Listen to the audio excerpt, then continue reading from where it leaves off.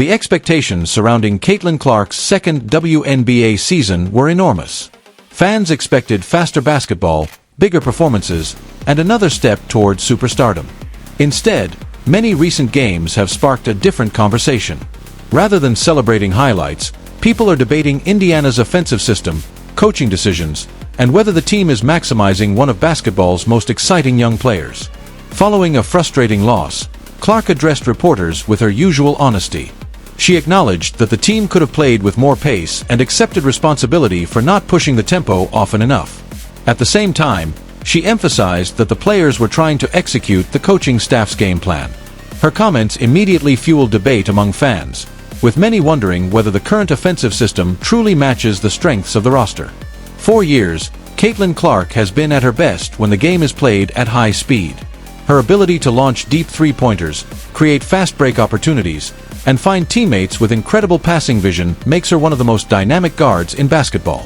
When the pace slows into half-court sets, many believe those elite skills become less effective. That criticism has increasingly been directed toward head coach Stephanie White. Some analysts argue that Indiana looks most dangerous when Clark has freedom to push the ball in transition. Others believe the team needs a more balanced approach that prevents opponents from focusing entirely on stopping its star guard. There is another issue that continues to divide basketball fans: the physical defense Clark faces nearly every night. She is regularly pressured from the moment she receives the inbound pass, trapped by multiple defenders, and forced to absorb heavy contact throughout games. Supporters argue that officials should provide more consistent protection, while others believe the physical attention simply reflects the respect opponents have for her talent. Regardless of where someone stands, there is little disagreement about one fact: Clark has become one of the league's biggest attractions. Television ratings, sold-out arenas, and increased media attention have all followed her arrival. That popularity naturally increases expectations for both her performance and the league's handling of high-profile moments.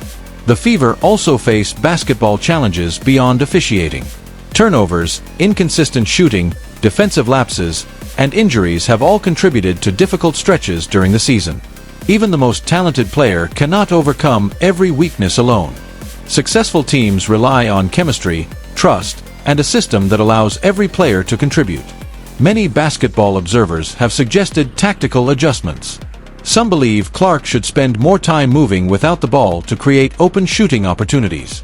Others argue she should control the offense even more, allowing her creativity to dictate the game's rhythm. There is no universal answer, but nearly everyone agrees that Indiana is still searching. As the season continues, Indiana still has time to improve. The talent is there. The potential is obvious. The challenge now is finding the right balance between structure and freedom, between patience and pace, and between developing a young team while allowing its biggest star to play the style that made her special. Whether the Fever ultimately turn things around or continue to struggle, one thing is certain: every game involving Caitlin Clark will remain one of the biggest stories in women's basketball. Fans will continue watching closely, not only for the wins and losses, but also for how one of the sport's brightest young stars continues to grow under enormous expectations.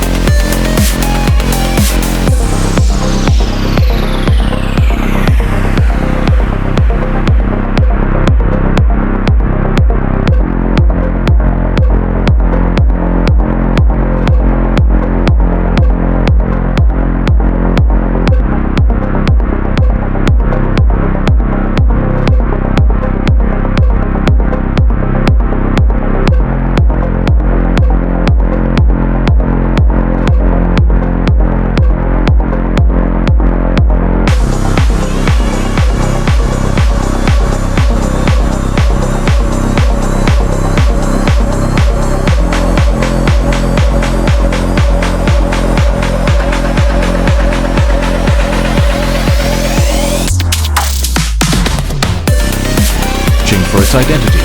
Despite the criticism surrounding recent performances, Clark has continued to